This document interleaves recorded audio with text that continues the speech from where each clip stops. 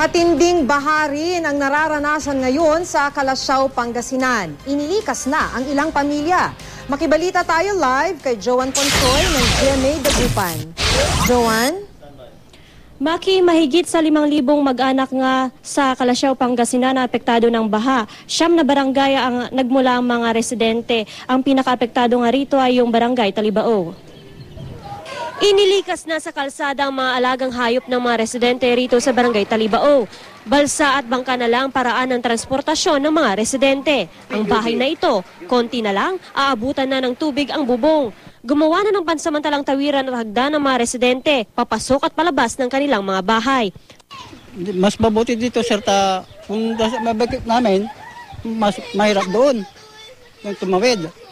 Sa Barangay Gabon, lumikas ng ilang residente. 13 pamilya nang nasa evacuation center. Saka yung tubig, malalim, mataas. Lampas ng taon na. Lampas taon na? Opo. Banig, kulambo, pagkain. Opo. Ano pong naisalban ninyo? Mga damit lang po na konti. Tabasa yung mga damit. Inihahanda na ng Calasiao MSWD ang relief goods na ibibigay sa mga biktima ng baha. Yung mga iba, mayroon naman silang mga dala pa na pagkain nila. Dala-dala nila as of yesterday. Ngayon, hanggang mamaya na naman kami, magdi-distribute kami ng pagkain nila.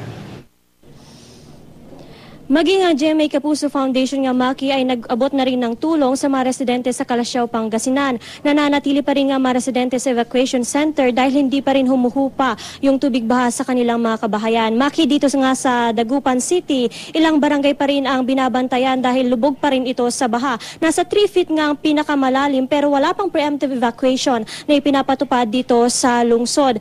Nagbunsod nga ng pagbaha dito, Maki, ay yung pag-apaw ng Sinukalan River, yung naranasan na high tide at yung pinakawalang tubig ng San Roque Dam. Sa ngayon nga, Maki, ay nananatili pa rin bukas yung isang gate ng San Roque Dam. Maki? Maraming salamat sa iyo, Joan Ponsoy, live mula sa Dagupan, Pangasinan.